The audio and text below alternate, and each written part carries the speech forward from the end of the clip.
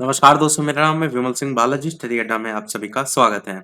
बिहार शिक्षक भर्ती फेज 1 के अंतर्गत जो पहले से वैकेंसी हुई थी उसके अंतर्गत पुरुषों और महिलाओं में जो अलग-अलग सीटें थी, सबसे पहले उसकी बात करते हैं, फिर बात करते हैं ओवरलैपिंग को लेकर के। तो ये आपका ऑफिशियल नोटिफिकेशन है जो कि पिछली बार आपका वैकेंसी आई थी उसका नोटिफिकेशन है, जिसमें सामान्य वर्ग की अगर बात करते हैं पीआरटी को लेकर के, तो आपको देखने को मिलेगा कि पीआरटी की जो टोटल वैकेंसी थी सामान्य वर्ग में वो 13,397 करके थी और अनारक्षित में थी, और महिलाओं में भी देखेंगे तो 13,435 जो है वो सीटें थी।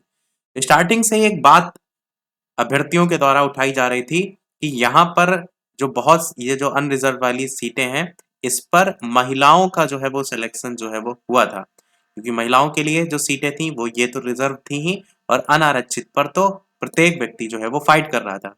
परंतु मुद्दा यहाँ पर जो था वो था दोनों के पेपर का जो लेवल था उसमें असमान था, क्योंकि आपने देखा था फीमेल का जो शिफ्ट का पेपर था वो मेल की शिफ्ट से फर्स्ट फेज की वैकेंसी में आसान था फीमेल का शिफ्ट का पेपर।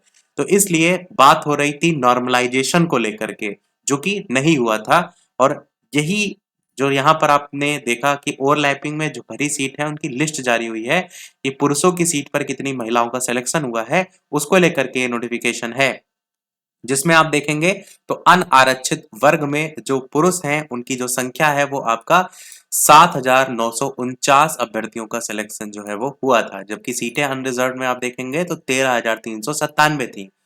और अगर बात करते हैं अनारक्षित वर्ग में चयनित महिलाओं की संख्या, तो यहाँ पर अनरिजर्व में अगर आप देखेंगे तो यहाँ पर 4,360 महिलाओं का सिलेक्शन हुआ है। ये जो सीटें थी ये किसकी थी? ये अनरिजर्व की थी, जिसमें आप देखेंगे तो महिलाओं के लिए सीटें अलग से रिजर्व थी, उसके अलावा भी जो अनरिजर्व की सीटें थी, यहाँ वाली जो सीटें थी, इस सीटों में से 4,000 सीटें 4,360 ऐसी सीटें थी जिन पर महिलाओं का चयन जो है वो हुआ था। यही थी आपकी ओवरलैपिंग। और जो अनरिजर्व के लिए फीमेल के लिए रिजर्व थी, यहाँ पर देखिए एफ लिखा हुआ है, फीमेल के लिए जो रिजर्व थी 13,435, इन पर तो सभी फीमेल का ही सिलेक्शन हुआ है।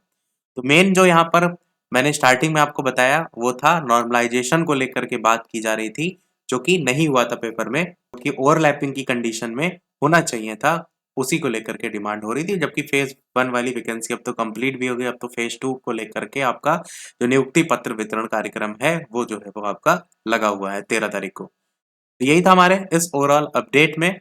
आपको क्या लगता है कमेंट में अवश्य बताइएगा कि यहाँ पर जो हुआ है वो सही हुआ है, या फिर जो नॉर्मलाइजेशन है वो होना चाहिए था।